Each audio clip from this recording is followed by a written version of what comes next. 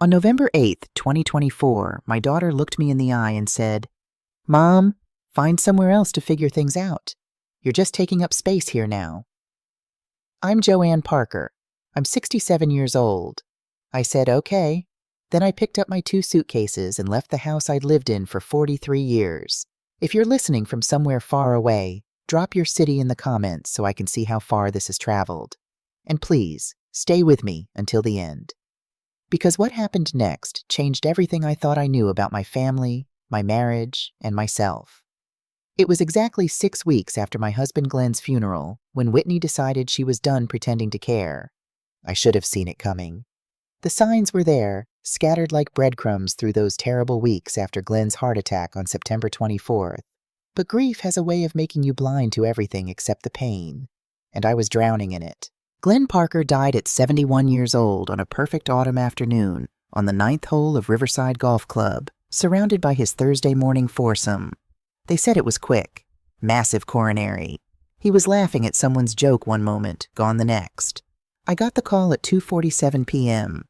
I remember because I was checking the time, wondering if I should start dinner prep early since Glenn had mentioned wanting to eat before his evening business call. There would be no more dinners, no more calls, no more anything. The funeral was beautiful, if funerals can be beautiful. 200 people came to pay respects to Glenn Parker, successful business consultant, devoted Rotary Club member, generous donor to local charities. They said wonderful things about him. They told stories I'd never heard. They made my husband of 43 years sound like someone I barely knew. But that's how it is, isn't it? The public man and the private man are always different people. Whitney played the grieving daughter perfectly. She wore a black Armani dress that probably cost more than my monthly grocery budget and held my hand during the service. She even cried at the right moments. Her husband, Caleb Stone, stood beside her in his expensive suit, looking appropriately somber, occasionally putting a hand on her shoulder in practiced comfort. "Mom," Whitney whispered to me at the reception, "you can't stay in that big house alone. It's not practical. Dad would want you somewhere manageable." I should have heard the calculation in those words, but I was 67 years old, freshly widowed, and my daughter was being helpful. So I nodded and said we'd talk about it later. That conversation came sooner than I expected. 3 days after the funeral, Whitney arrived with Caleb and a folder full of brochures. Sunset Manor, Golden Years Community, Silver Springs Assisted Living, each one glossier than the last, each one promising active senior living with photos of smiling elderly people playing cards and doing yoga.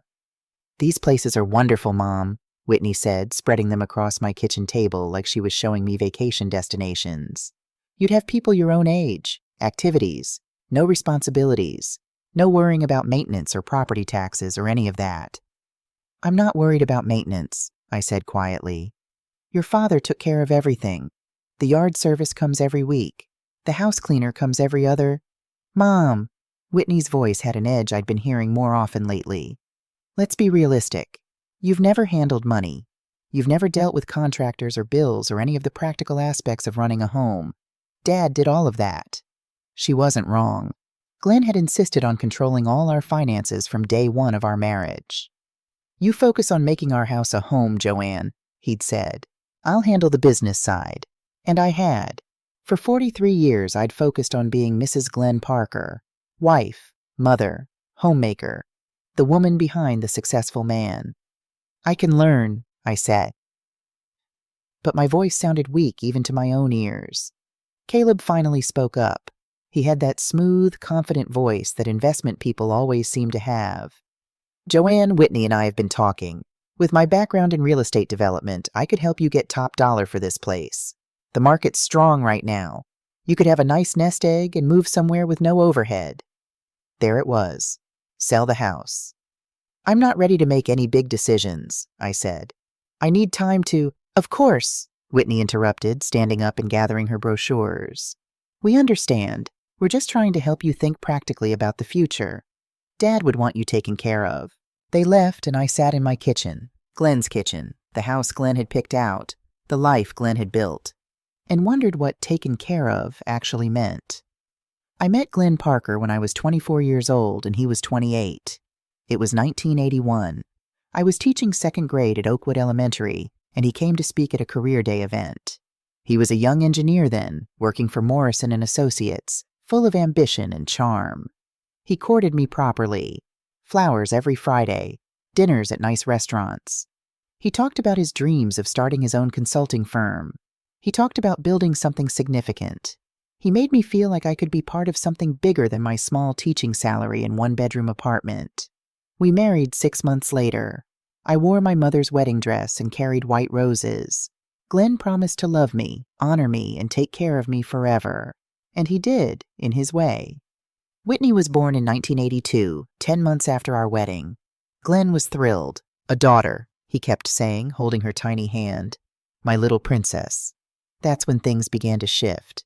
Joanne, Glenn said when Whitney was 3 months old, I think you should take a break from teaching. The baby needs you.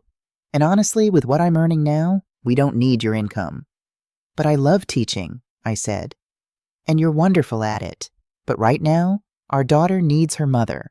And I need you to support my career. There are client dinners, networking events. I need my wife there. So I took a leave of absence, which became a permanent resignation, which became 43 years of being just a housewife. Don't misunderstand me. I wasn't miserable. I loved being Whitney's mother. I loved creating a beautiful home. I loved hosting Glenn's business dinners and watching his career flourish. His consulting firm, Parker & Associates, became one of the most respected in the region. But there were sacrifices I never talked about. When Whitney was 5, I received a letter about a master's program in education. Full scholarship. Evening classes. I could have done it. Joanne, be serious, Glenn said. When would you study? When would you do the coursework? Whitney needs you. I need you. This is our life now. So I didn't apply. When Whitney was 12, the principal of Oakwood Elementary called. They needed a new assistant principal. She remembered me. You were one of the best teachers we ever had, Joanne. Would you consider coming back? Glenn laughed when I told him. Not unkindly, but definitely dismissively. Come back? Sweetheart, you haven't been in a classroom in 12 years. Education has changed. You'd be starting from zero. Plus, what about Whitney?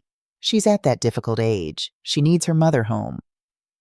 So I said no. When Whitney was 23 and got married to Caleb, I thought maybe it was my turn. Maybe I could take some classes, volunteer somewhere meaningful, discover who Joanne Parker was outside of being Glenn's wife and Whitney's mother. Joanne, I'm 63 years old, Glenn said. I'm thinking about retirement in a few years. I need you here, not running off to find yourself. Besides, Whitney will probably give us grandchildren soon. Won't you want to be available for that? So I stayed home and waited and slowly became invisible. Glenn wasn't a bad husband. He never raised his voice to me, never his hand. He provided well. We traveled to nice places. He remembered our anniversary every year with dinner at Marcel's, the French restaurant where he'd proposed. But somewhere along the way, I stopped being Joanne and became Glenn's wife. The woman who made sure his shirts were pressed. The woman who remembered to send birthday cards to his business associates. The woman who smiled at charity events and never said anything controversial. And Whitney, my brilliant, beautiful daughter, she learned from watching us. She learned that women were meant to be decorative and supportive. She learned that money meant power. She learned that just a housewife was something vaguely embarrassing. I watched her become a corporate lawyer, fierce and successful, and I was proud. So proud. But I also watched her become someone who looked at me with something like pity, or maybe contempt. It was hard to tell the difference. Mom still doesn't even use email properly, she told Caleb once at a family dinner. She laughed like it was charming, but her eyes said something else. They said, "You're obsolete." When Glenn had his first health scare 3 years ago, a minor heart incident, the doctors called it, Whitney was supportive but distant. She called every few days. She sent flowers to the hospital. But she didn't come home from Chicago, where she and Caleb were living at the time. "Mom, you've got this," she said on the phone. "You've taken care of Dad your whole marriage. This is what you do." Yes, this was what I did. I took care of Glenn through his recovery. I measured his medications. I made sure he followed his cardiac diet. I walked with him every evening as prescribed. I did everything the doctors ordered. And Glenn got better, strong enough to go back to work part-time, strong enough to play golf on Thursdays, strong enough to make plans for our future. When I fully retire next year, he told me 6 months before he died, we'll travel, Joanne. See all those places you've always wanted to visit. Italy, Greece, maybe that garden tour of England you mentioned once. I'd mentioned it 15 years ago. I was surprised he remembered. I'd like that, I said. You deserve it, he said, and something in his voice made me look up from the dish I was washing. He was watching me with an expression I couldn't quite read. You've been so patient with me, Joanne, so good to me, better than I probably deserved. Glenn, what are you talking about? Nothing, just, I want you to know I see you. I see everything you've done for this family. For me.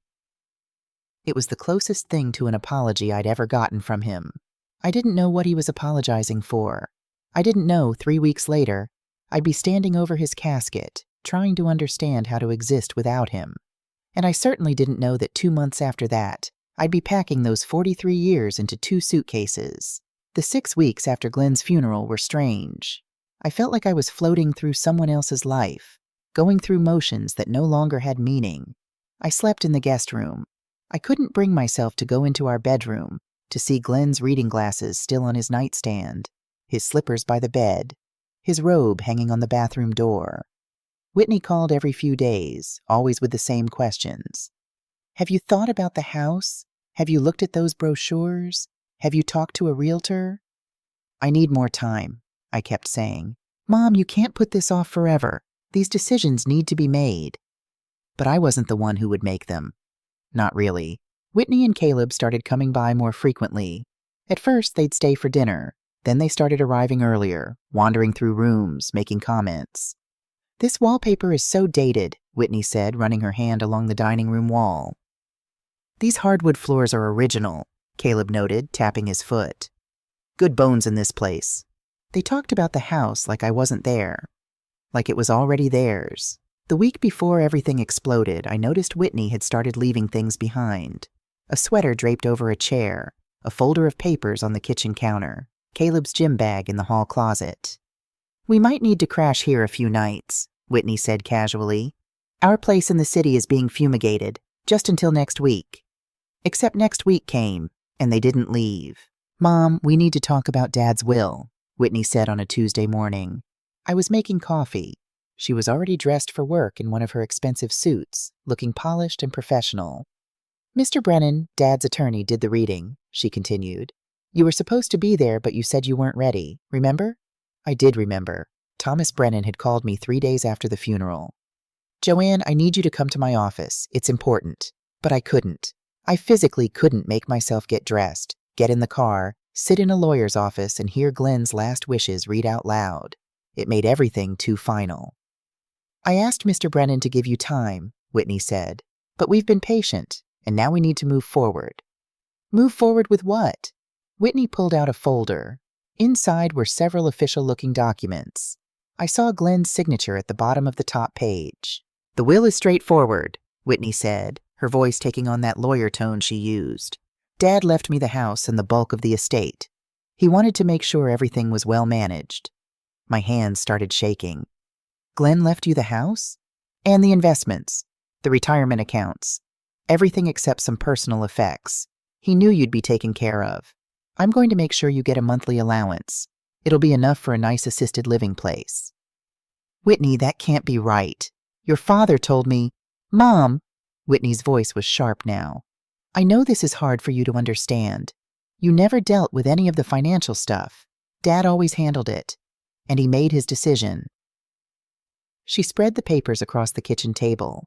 I stared at them, trying to make sense of the legal language, but my eyes were blurring with tears and the words swam on the page. I need to call Mr. Brennan, I managed to say. Go ahead, Whitney said smoothly. But this is his copy. He gave it to me. Dad wanted me to handle everything because... She paused, choosing her words carefully. Because he knew you weren't equipped to manage this kind of estate. Weren't equipped. Like I was a child. Like I was incompetent. I can learn, I whispered. Mom, be realistic. You're 67 years old. You've never worked. You don't understand investments or property management or taxes. This is for the best. The words hit me like physical blows. Never worked. As if raising a child, managing a household, supporting a husband's career for 43 years was nothing. That's when Caleb came downstairs, freshly showered, carrying 2 large suitcases. "Morning, Joanne," he said. His tone was pleasant but distant, like I was a stranger. "We're moving in today. My company finally approved the transfer back to town, and Whitney's firm has an opening here. This house is perfect for us." "Moving in?" I repeated stupidly. Whitney stood up, her expression shifting from businesslike to something harder. "Actually, according to the will, this is my house now. I've been letting you stay here out of kindness, but it's time to make other arrangements." Other arrangements. The words didn't make sense. "Mom, find somewhere else to figure things out. You're just taking up space here now." The cruelty of it was like a slap across the face. This was my daughter, the baby I'd nursed through colic, the child I'd stayed up with during nightmares, the teenager I'd defended when she made mistakes, the young woman I'd cheered on through law school. And she was telling me I was taking up space. "I see," I heard myself say. My voice sounded strange, calm, distant. "How long do I have?" "We're thinking today," Caleb said, checking his watch like I was making him late for something. "We've got contractors coming tomorrow to start renovations. It's easier if the house is empty." Today. They wanted me gone today. "I'll pack," I said. Whitney looked almost relieved. "There's a senior complex on Maple Street, very affordable. They usually have openings. I'll get you the number." Affordable. My daughter, who was inheriting, according to her, millions of dollars, was suggesting I check into a budget facility for the elderly. I walked upstairs to the guest room. Whitney followed me, watching as I pulled my 2 suitcases from the closet. "You're being very reasonable about this, Mom," she said. "Dad would appreciate that." Would he? Would Glenn appreciate his wife being evicted from their home 6 weeks after his death?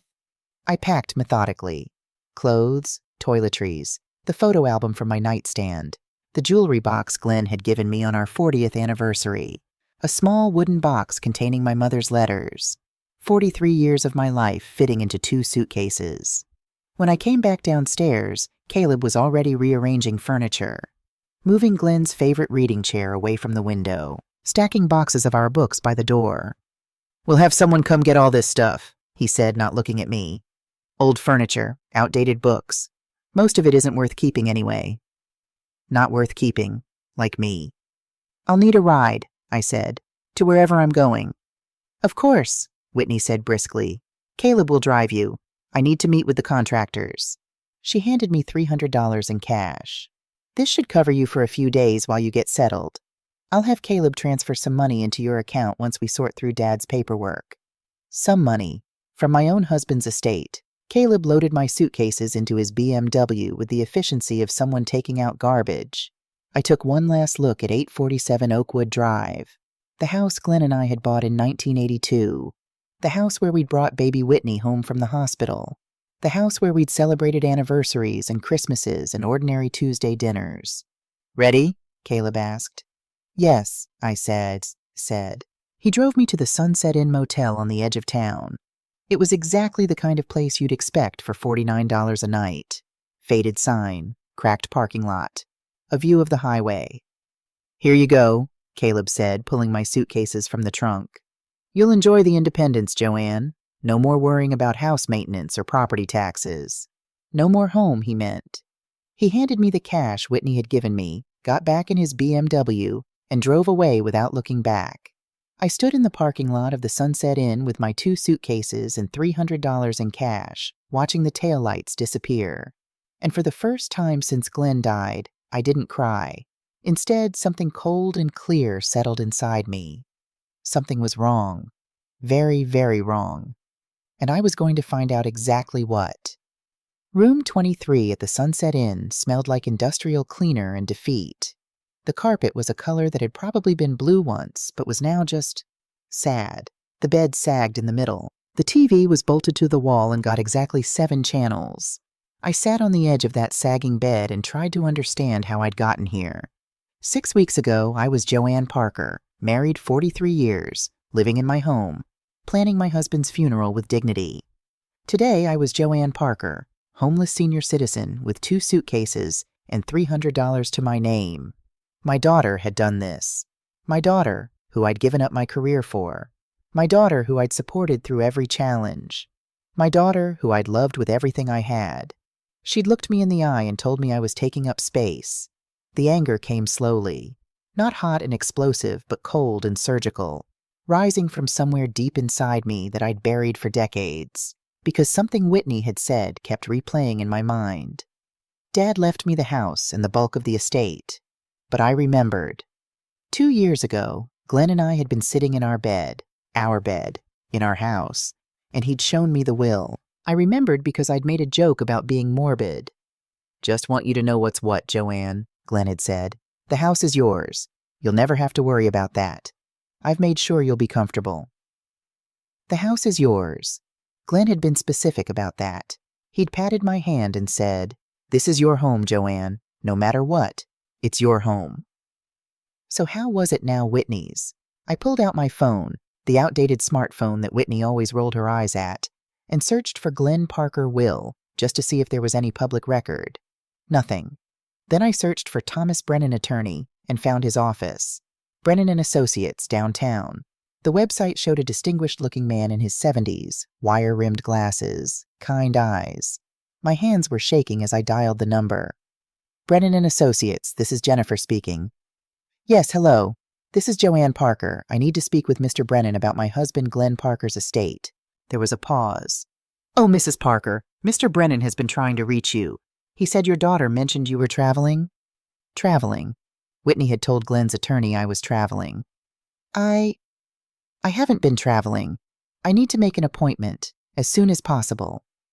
"Of course. Can you come in tomorrow morning? Say 9 o'clock? Yes, I'll be there."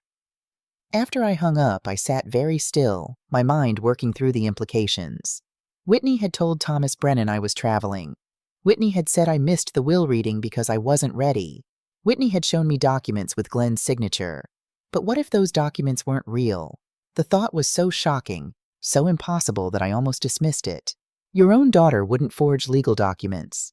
Your own daughter wouldn't commit fraud. Except, would she? I thought back over the past 6 weeks.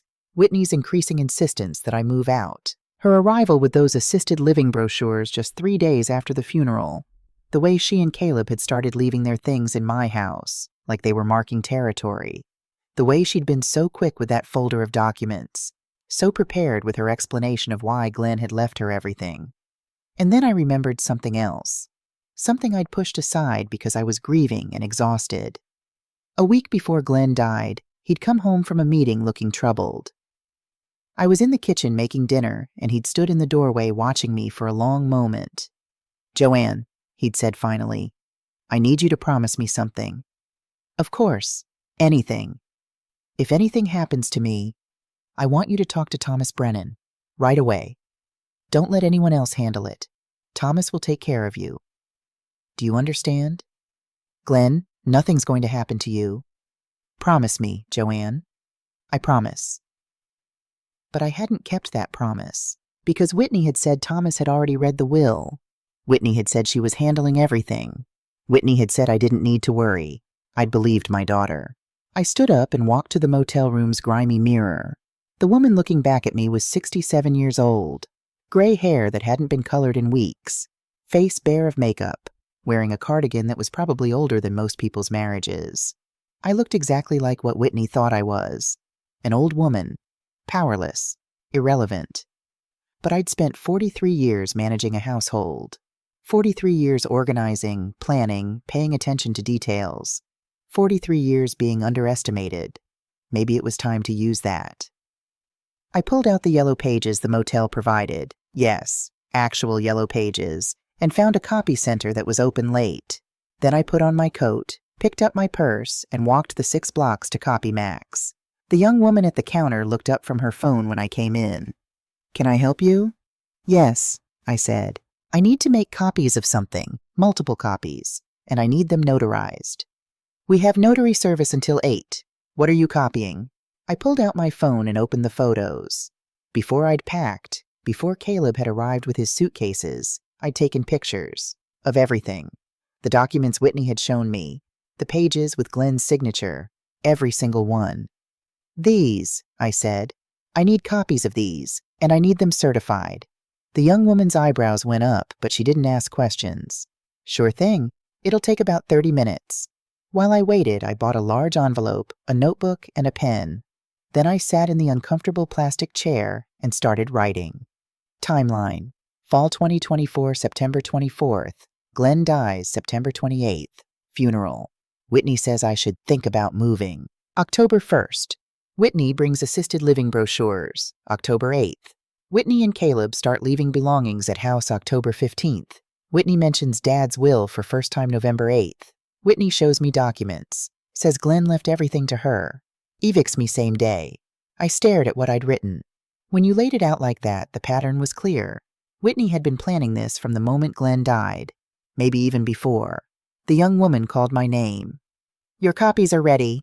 I paid with some of Whitney's cash, how ironic, and put everything carefully in the envelope. Then I walked back to the Sunset Inn through the November cold, clutching that envelope like it was worth $1 million. Maybe it was.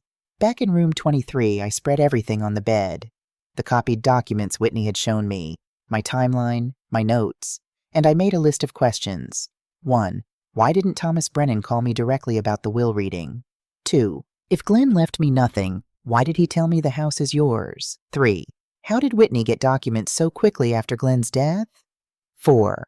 Why was she so insistent I move immediately? 5.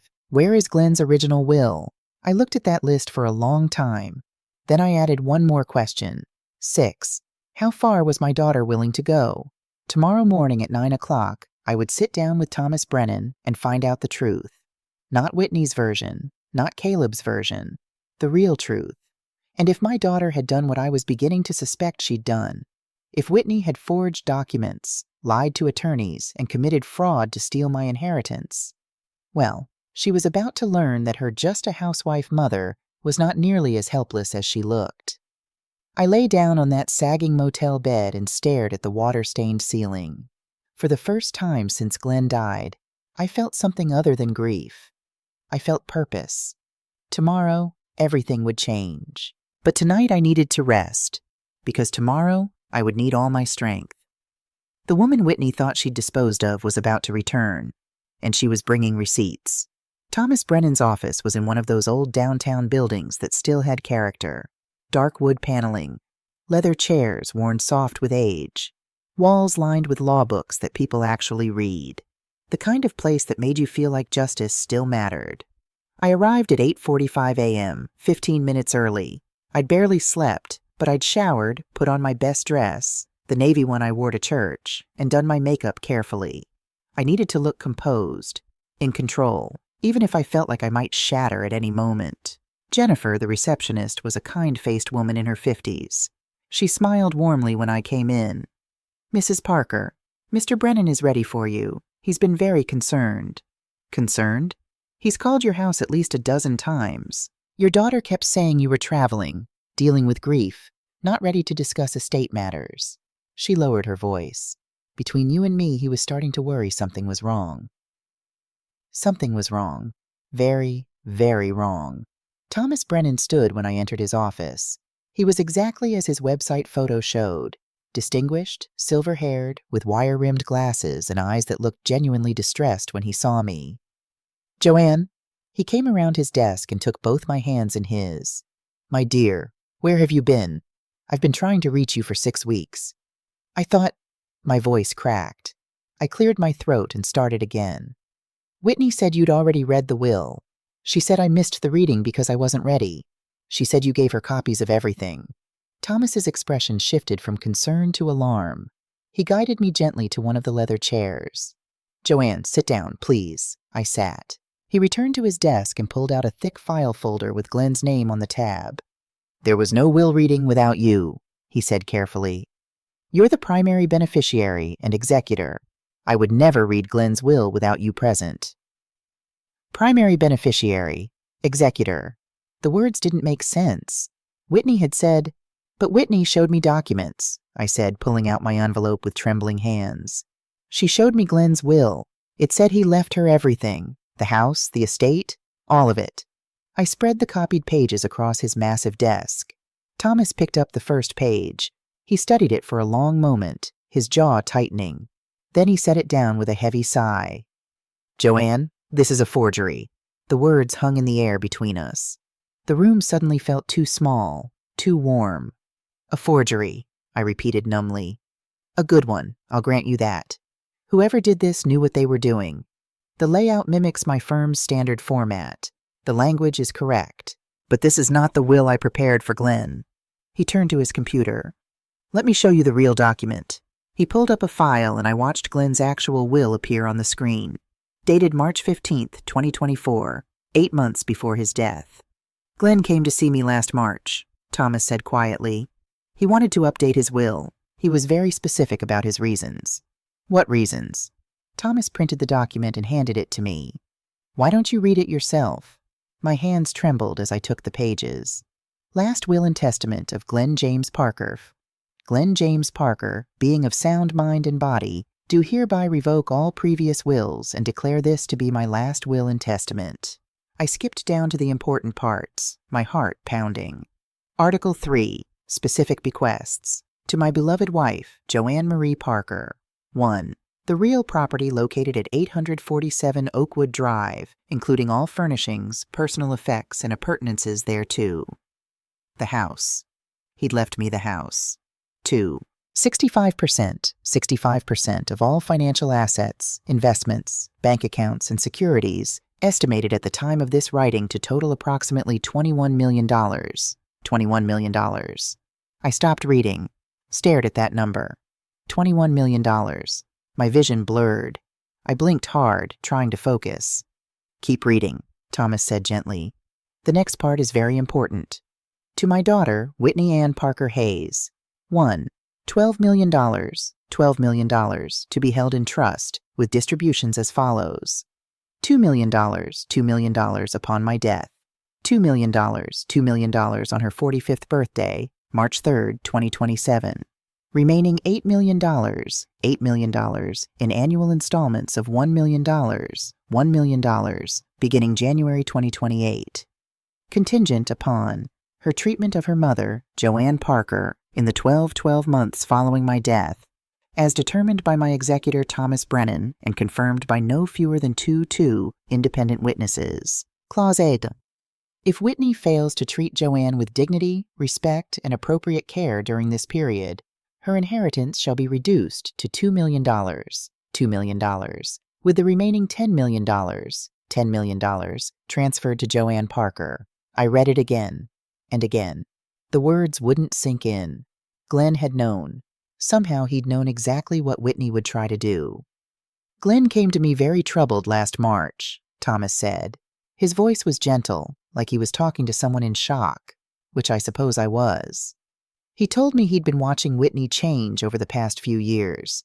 He said she'd become fixated on money, on status. He was particularly concerned about Caleb's influence. Caleb's influence? Thomas pulled out another document from the file. I did some research at Glenn's request. Caleb Stone's real estate development company has been hemorrhaging money for 3 years. They're leveraged to the tune of $4.2 million. Several properties are in pre-foreclosure status. $4.2 million in debt. Suddenly everything made sense. The pressure, the urgency, the cruelty. Glenn believed, Thomas continued, that Whitney and Caleb saw his estate as the solution to their financial problems. He hoped he was wrong. That's why he created the trust with the clause. It was a test. One final chance for Whitney to prove she had integrity. "A test she failed," I whispered. "Spectacularly." Thomas leaned forward, his expression grim. "Joanne, what exactly happened? Where have you been?" So I told him. Everything. The brochures 3 days after the funeral, the increasing pressure to sell the house, the forged documents, the eviction on November 8th, the $300 in cash, the Sunset Inn Motel, room 23. With each detail, Thomas's expression grew darker. His hands clenched into fists on his desk. "She threw you out of your own house," he said when I finished. His voice was tight with controlled anger. "She told you that you inherited nothing. She gave you $300 and sent you to a motel." "Yes." "Joanne, what Whitney has done is called elder financial abuse. It's also fraud forgery, and possibly a dozen other felonies. We need to call the police immediately. Wait, my head was spinning. The clause. You said her inheritance would be reduced if she failed to treat me with dignity. Does evicting you from your home and lying about your inheritance constitute failing to treat you with dignity? Thomas's voice was hard as steel. Yes, Joanne, it absolutely does. Not only does Whitney lose the $10 million from the reduced inheritance, but under the terms of Glenn's will, that money becomes yours. The math was staggering. I tried to process it, but my mind felt sluggish, overwhelmed. 65% of the total estate, approximately $21 million, plus the $10 million Whitney had just forfeited, $10 million, plus the house and all personal property, approximately $2 million more. I'm not inheriting $21 million, I said slowly, trying to make it real. I'm inheriting over $30 million. $33 million to be precise, once we add in the house value and personal property. Yes. I sat back in the leather chair. The room tilted slightly. Whitney had thrown me out to claim an inheritance that was never hers, and in doing so, she'd triggered the exact clause designed to protect me from her greed. The irony was almost poetic. There's something else, Thomas said. He opened his desk drawer and pulled out a USB drive. Glenn left this with me.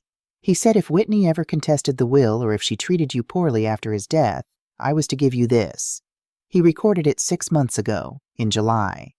He plugged the drive into his computer and turned the monitor toward me. Glenn's face filled the screen. He was sitting in his study at home, our study, I corrected myself, wearing the blue cardigan I'd given him for Christmas 2 years ago. He looked tired, older than his 71 years, but his eyes were clear and determined. Joanne, he began, and hearing his voice again stole my breath. If you're watching this, it means my fears about Whitney were justified. And I'm so sorry. I leaned closer to the screen, my hand covering my mouth. I've spent the last year watching our daughter, Glenn continued, really watching her, and I don't like what I've seen. She's become someone I barely recognize, someone who measures everything in dollar signs, someone who looks at you with, dismissal. He rubbed his face, looking distressed. That's my fault. I did that to her. I taught her that your work wasn't valuable because it didn't come with a paycheck. I taught her that money equals worth.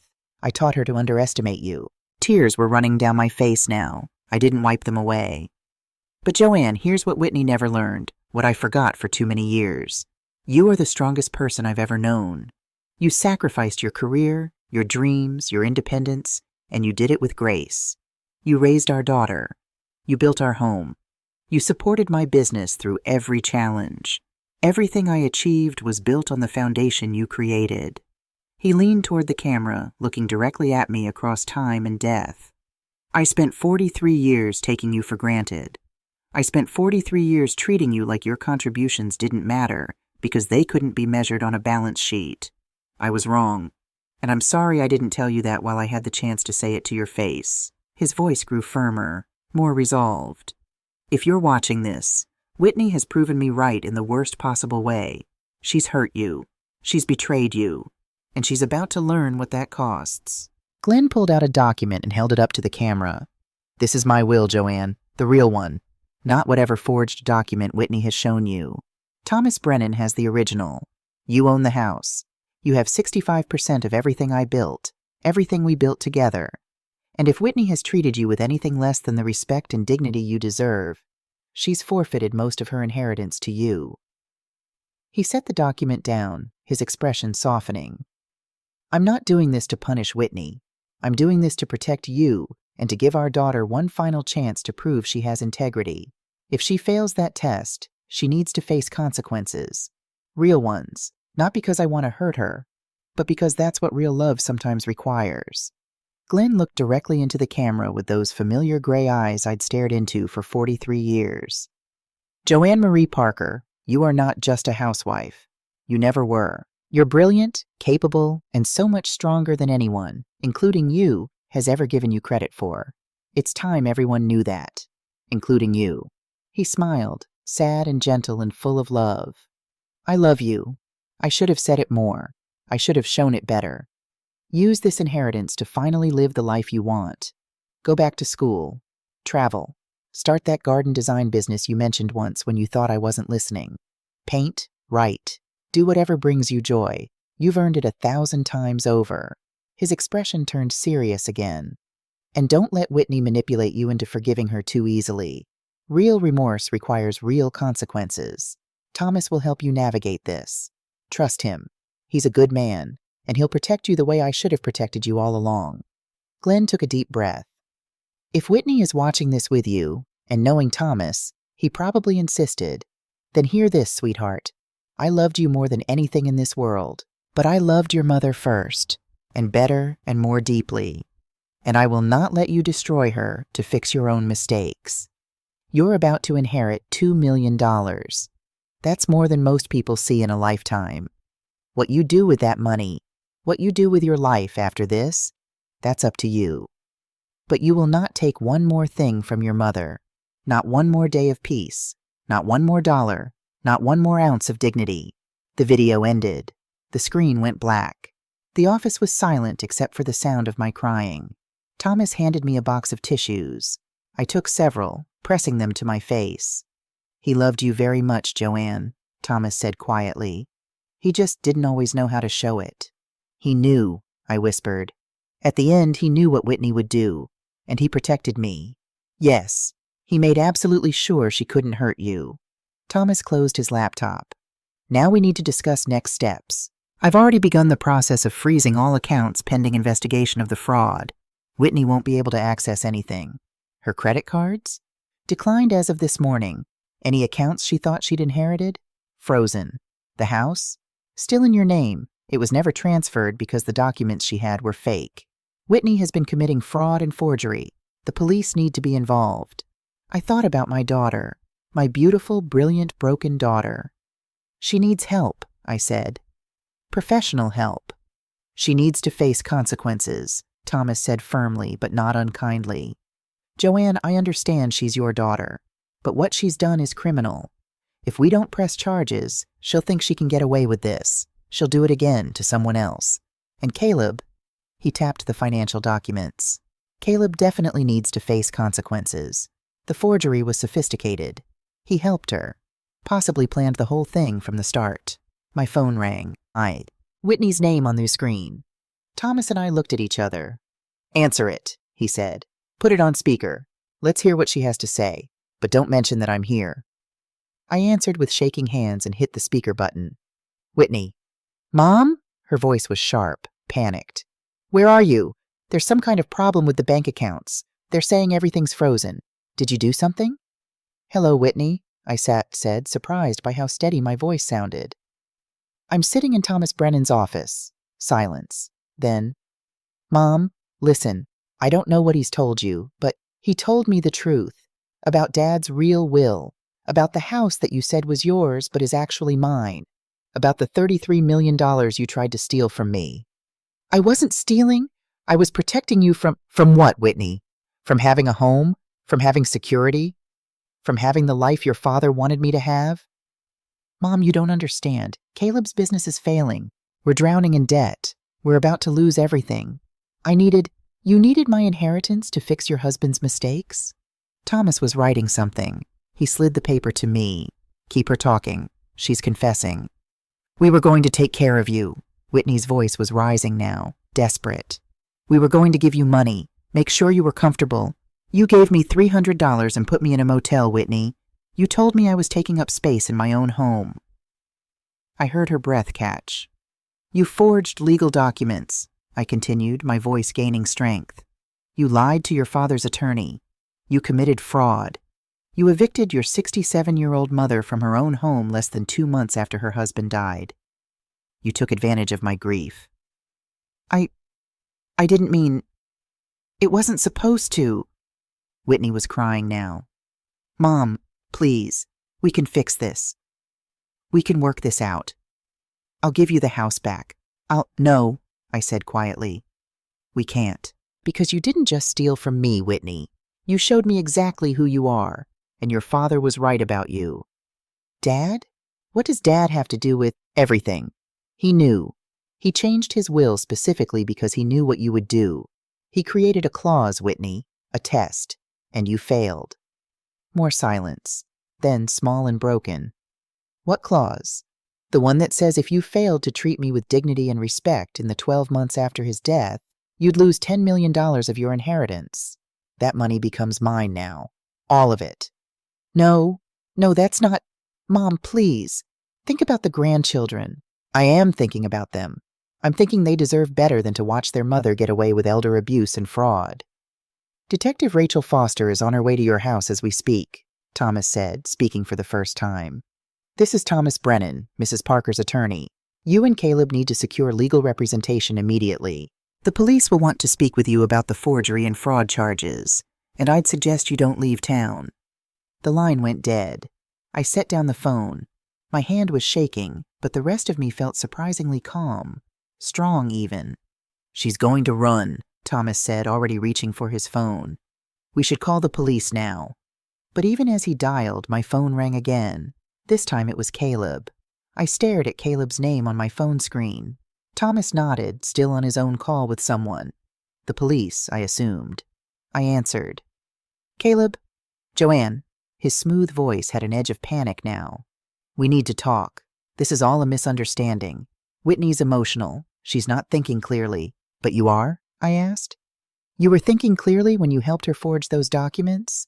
Silence. Then, I don't know what Whitney told you, but I had nothing to do with any documents. This was her idea.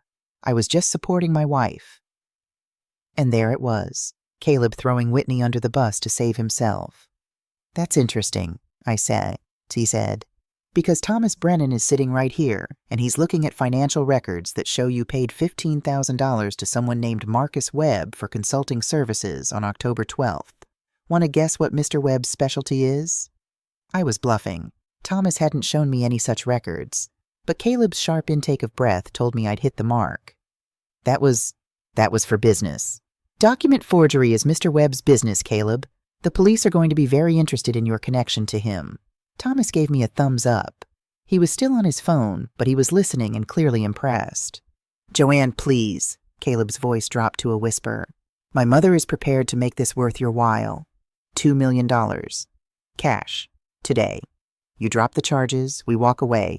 Everyone wins. Everyone except the next elderly person you two decide to defraud. It won't happen again. We learned our lesson. We were desperate. You were desperate, so you destroyed a 67-year-old widow who'd just lost her husband. You made her homeless. You stole her identity. I paused. Oh yes, we're checking into that too. All those credit cards opened in my name? That's federal charges, Caleb. What credit cards? I don't know anything about. Save it for your lawyer, I said, and hung up. Thomas ended his call at the same moment. Detective Rachel Foster is on her way. She's with the Financial Crimes Unit. She takes elder abuse cases very personally. Her grandmother was scammed out of her life savings 3 years ago. How long until they're arrested? If they're smart, they'll stay put and cooperate. If they run, he shrugged. That just makes it worse for them. My phone buzzed. A text from Whitney. Mom, please don't do this. Think about Emma and Jake. They need their mother. Emma and Jake. My grandchildren, 8 and 6 years old. Sweet kids who had no idea their mother was capable of such cruelty. I showed Thomas the text. Emotional manipulation, he said. Classic. She's trying to use the children as shields. I typed back slowly. I am thinking about Emma and Jake. I'm thinking they should learn that actions have consequences, even for their mother. Another buzz. I hate you. I stared at those 3 words. My daughter. The baby I'd rocked to sleep. The child I'd taught to read. The teenager I'd defended against bullies. She hated me. I typed, I know, but I love you enough to let you face the truth about yourself. I didn't send anything else. Detective Rachel Foster arrived at Thomas's office at 11:30 a.m. She was a woman in her early 40s with sharp eyes, short dark hair, and the no-nonsense demeanor of someone who'd seen too many people try to lie their way out of crimes. She shook my hand firmly. Mrs. Parker, I'm sorry for what you've been through. Let's get your full statement, and then we'll discuss next steps. For the next hour and a half, I told my story again. This time, Detective Foster recorded everything, asked detailed questions, took extensive notes. She wanted specific dates, exact quotes, every detail I could remember. The eviction happened on November 8th? She asked. Yes, they told me that morning. I had to leave that same day. And you're currently staying at? The Sunset Inn, room 23. She made a note, her jaw tightening. Mrs. Parker, I need to ask you something. Have you noticed any unusual charges on your credit cards? Any accounts opened in your name that you didn't authorize? I blinked. I don't know. I haven't checked. Glenn always handled the finances. I don't even know how to check something like that. We need to check, Detective Foster said. Identity theft often accompanies this kind of fraud. Do you have your Social Security number? Yes, I have my card in my purse. Thomas pulled up a credit monitoring service on his computer.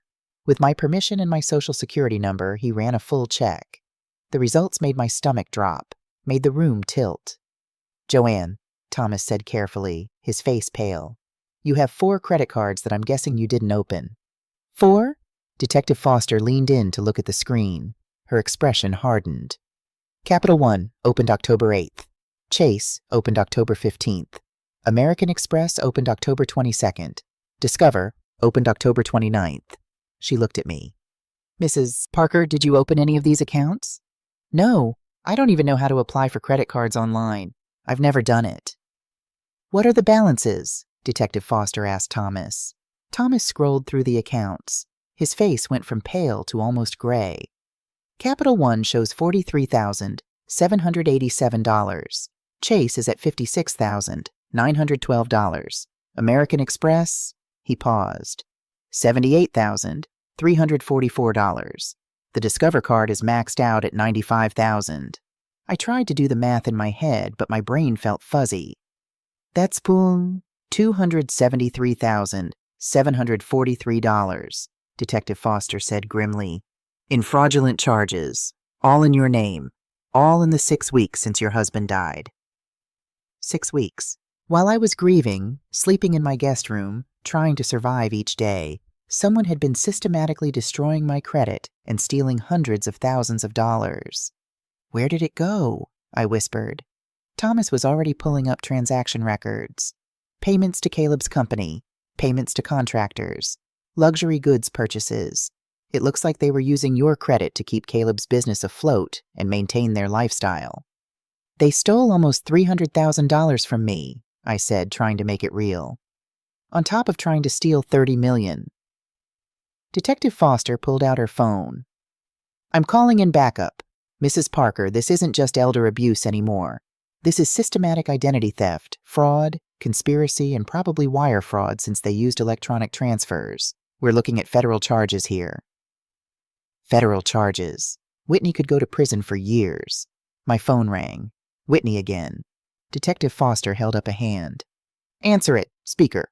Don't mention I'm here. I answered with trembling hands. Whitney. Mom. She was crying. Really crying. Not the manipulative tears from before. Mom, please. I know I made mistakes, but we can fix this. Caleb and I, we'll give you money. We'll make this right. You stole my identity, I said, my voice hollow. You opened credit cards in my name. $273,000, Whitney. Where did that money go? The crying stopped. Dead silence. I don't know what you're talking about. Capital One, Chase, American Express, Discover, October 8th, 15th, 22nd, 29th. All opened in my name, all maxed out. Where did that money go, Whitney? More silence. Then, Caleb handled, Mom, I swear I didn't know the full extent. So it was Caleb?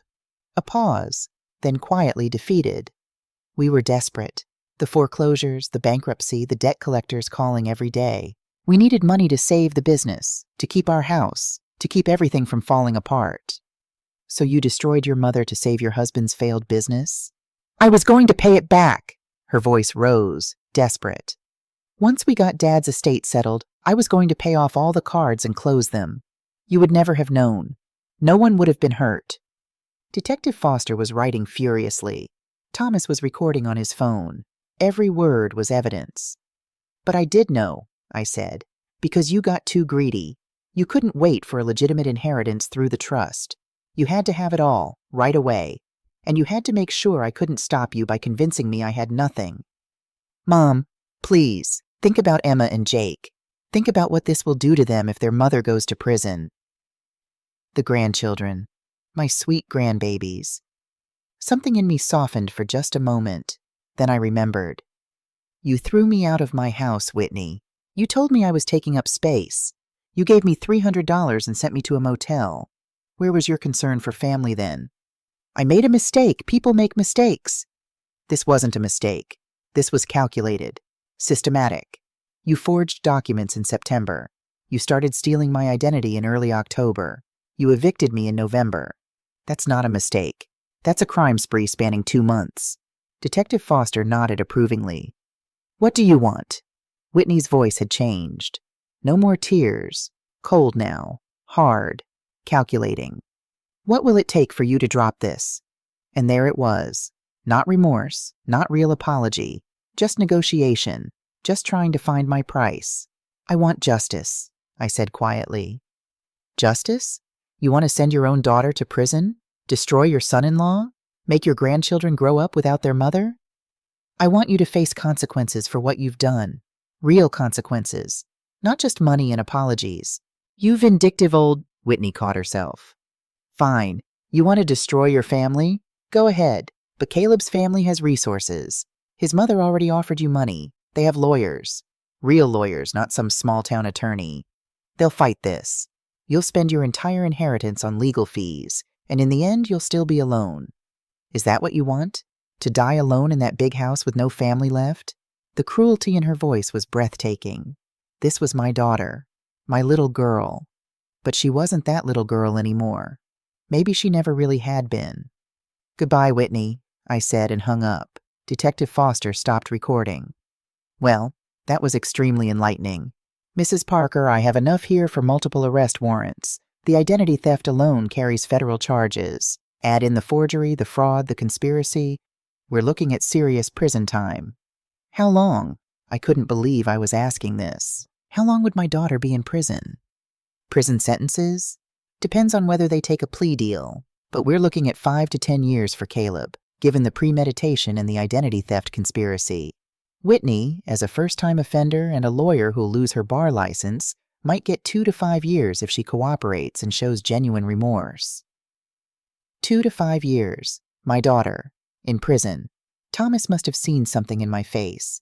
Joanne, she did this, not you. She made these choices. Every single one of them. I know, but she's still my daughter. A daughter who stole your identity, forged legal documents, and committed nearly $300,000 in fraud against you in addition to trying to steal $30 million.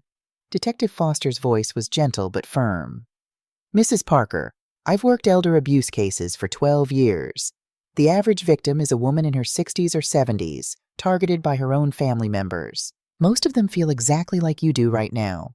Guilty, conflicted, wondering if they're being too harsh. Am I? No. What Whitney and Caleb did to you, they'll do to someone else if they don't face real consequences. Maybe not tomorrow, maybe not next year, but eventually, when they're desperate again, they'll find another victim.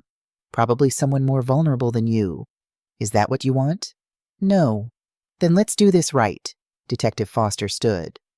I'll have officers pick up Whitney and Caleb this evening. We'll arrest them at home out of consideration for the children. We'll need you to come down to the station tomorrow to sign your formal statement. And Mrs. Parker? She paused at the door. You're doing the right thing. I know it doesn't feel like it, but you are. After she left, Thomas and I sat in silence for a long moment. What happens now? I asked. Now? We get you back into your house. We start the process of disputing and reversing the fraudulent charges. The credit card companies will likely forgive the debt once they see the police reports. We ensure you have full access to your inheritance. We make sure you're protected. He smiled slightly. And we make sure Whitney and Caleb understand that actions have consequences. The clause in Glenn's will, does everything that happened qualify? Does identity theft, fraud, and evicting you from your home qualify as failing to treat you with dignity and respect? Thomas's voice was firm. Yes, Joanne. Emphatically, absolutely yes. Whitney's inheritance is reduced to $2 million. The remaining $10 million is yours, plus the original 65%, plus the house and personal property. $33 million, plus my home, plus my life back. I don't want revenge, I said. I just want… What? Peace. I want to wake up in my own bed and not wonder if someone's going to take it from me. I want to make my own decisions. I want to finally live the life I gave up 43 years ago. Thomas nodded slowly. Then that's exactly what we'll make sure happens. Joanne, you've been given a second chance. A lot of people don't get that at 67. Use it wisely. Use it joyfully. The police arrested Whitney and Caleb at 6:30 p.m. that evening. I know because Detective Foster called me from the scene. They're in custody. Whitney tried to run, got about 3 blocks before we pulled her over. She had $57,000 in cash in the trunk of her car. $57,000? Cash advances from those fraudulent credit cards. She was planning to disappear, Mrs. Parker. If you hadn't come forward when you did, you might never have seen her again. My daughter, my little girl, running from the police with stolen money in her trunk. I went back to the Sunset Inn that night, but I didn't sleep. I kept thinking about Whitney at 8 years old, crying because she'd gotten a B+ on a spelling test. Whitney at 16, furious that she wasn't valedictorian. Whitney at 25, devastated that she'd made partner too slowly at her firm. Everything had always been about achievement, success, status, winning. When had love stopped being enough? When had I stopped being enough? The next morning I went back to Thomas's office. We had paperwork to file, statements to sign, accounts to access. Thomas had arranged for a locksmith to meet us at 847 Oakwood Drive that afternoon to change all the locks. Your bank balance, Thomas said, pulling up the screen, is currently showing just over $21 million. I stared at the number. I'd never seen that many zeros connected to my name before. The house is appraised at $1,550,000. The cars, Glenn's Mercedes and your Honda, add another $80,000. Various personal property, jewelry, art collection, probably another $200,000. And when Whitney's forfeited inheritance is transferred, you'll receive an additional $10 million. $33 million, give or take. Joanne, Thomas said gently, you're a wealthy woman, one of the wealthiest women in the state. I laughed. I couldn't help it. The sound came out slightly hysterical. It was absurd. Yesterday I was in a motel with $300 to my name. Today I was worth more than some small towns. What's funny? Thomas asked. Whitney threw me out to steal money that was already mine. She committed federal crimes to take what Glenn had left for me. She destroyed our relationship, possibly her freedom, definitely her career. She's facing years in prison. And for what? For money I would have shared with her if she'd just been patient and kind? Greed, Thomas said simply. And the assumption that you were too weak to fight back. She underestimated you completely. I underestimated myself, I said quietly. That afternoon, I returned to 847 Oakwood Drive for the first time since my eviction. Thomas came with me, along with the locksmith and a police officer who ensured Whitney and Caleb's belongings were properly documented before removal. The house was a disaster. Takeout containers everywhere. Dishes piled in the sink. Their clothes scattered in what used to be Glenn's study. It looked like they'd been living like college students who'd never learned to clean up after themselves. I walked through each room slowly. The dining room where we'd hosted Whitney's birthday parties. The living room where we'd opened Christmas presents. The kitchen where I'd made thousands of meals. The master bedroom where Glenn had died in his sleep, peacefully, not knowing what was coming. This is my house, I said out loud. Mine. The locksmith finished changing the locks and handed me 3 sets of keys. All yours, Mrs. Parker. No one's getting in here unless you say so. After everyone left, I stood in the master bedroom. Glenn's reading glasses were still on his nightstand, his slippers by the bed, his robe on the bathroom door hook. I packed them carefully into a box, not throwing them away, just making room for what came next. That night, I slept in my own bed for the first time since Glenn died.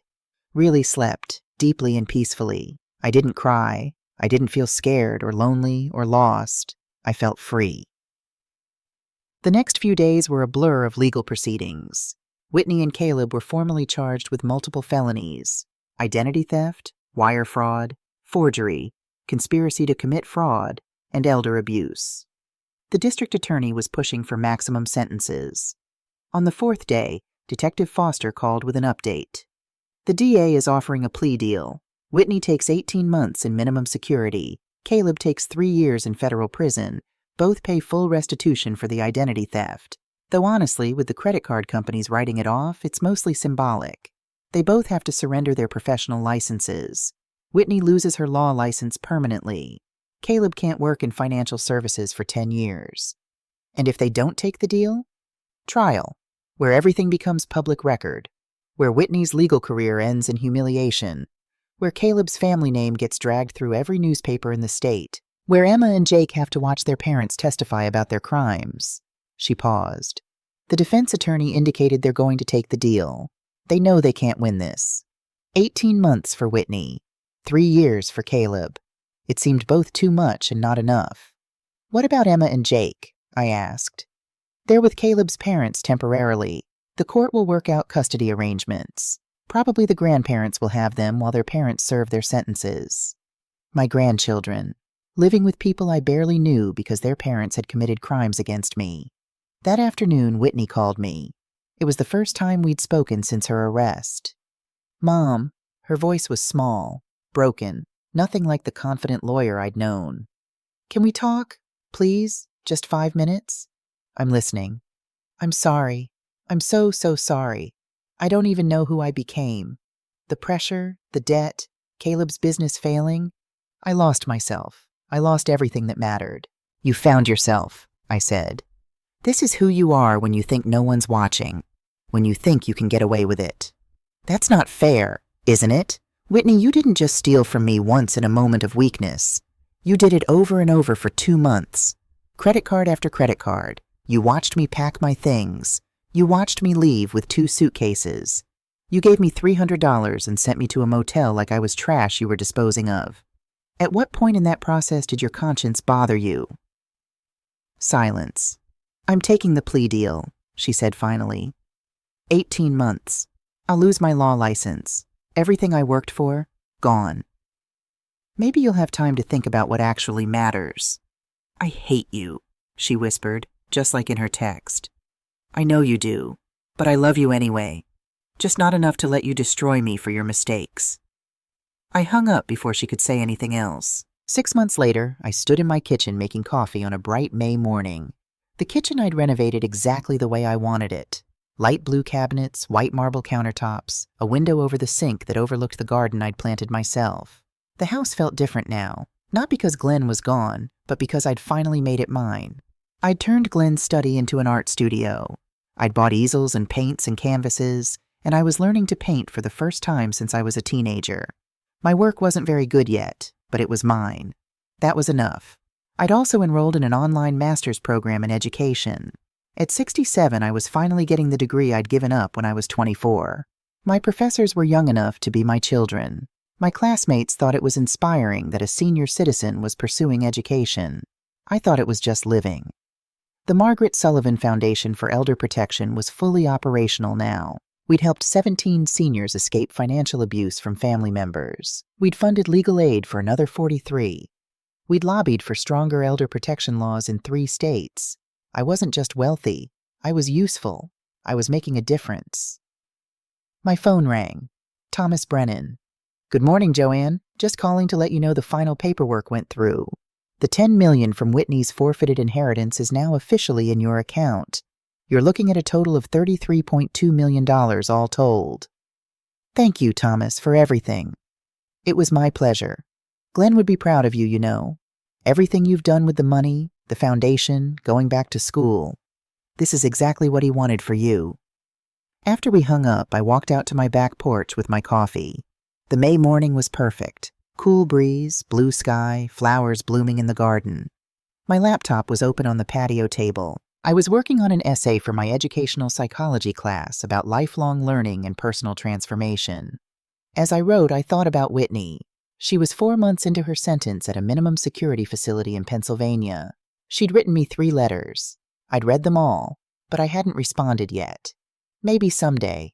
Maybe when she was ready to understand what she'd really done. Maybe when she was ready to become someone different. Or maybe not. Maybe some relationships, once broken, couldn't be repaired. That was okay too. I thought about Glenn, about the video he'd left me, about how he'd protected me even after death, about how he'd finally, at the very end, really seen me. I thought about Caleb, serving his 3 years in federal prison, his real estate empire gone, his reputation destroyed. I thought about Emma and Jake, living with Caleb's parents, visiting their mother once a month. They'd asked to see me at Christmas. I'd said yes. We'd spent a quiet afternoon baking cookies and talking about nothing important. They were good kids. They'd be okay. And I thought about myself. About Joanne Parker at 67, sitting in her own home, on her own terms, living her own life for the first time in 4 decades. I wasn't the woman I'd been 6 months ago. That woman was too small, too quiet, too willing to disappear. I wasn't the woman Glenn had married either. That woman had given up too much, asked for too little, accepted silence as love. I was someone new, someone I was still discovering. At 67, I'd been given a second chance at life.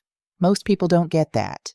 Most people die never knowing who they could have become if they'd just had the courage to claim their own story. I wasn't going to waste this gift. I picked up my pen and continued writing. The greatest lessons in life often come at the worst moments. Loss teaches us what we truly value. Betrayal teaches us who we really are. And sometimes rock bottom becomes the solid foundation on which we finally build the life we were always meant to live. The doorbell rang. I wasn't expecting anyone. I opened it to find a young woman in her 30s, nervous, wringing her hands. "Mrs. Parker? I'm sorry to bother you. My name is Sarah Mitchell. I got your name from the Elder Protection Foundation. I think my brother is trying to take advantage of my mother. She's 72, and since Dad died, he's been pressuring her to sign over her house. I don't know what to do." I looked at this young woman, this stranger who'd come to me for help. 6 months ago, I would have said I couldn't help her. I would have suggested she find a lawyer, find someone qualified, find someone stronger. But that Joanne Parker was gone. "Come in," I said. "Let's talk about what your mother needs, and then let's make sure she gets it." As Sarah followed me into my home, I thought about Glenn's words from that video. "You're brilliant, capable, and so much stronger than anyone has ever given you credit for." He'd been right. I just needed to be pushed off a cliff to finally learn how to fly.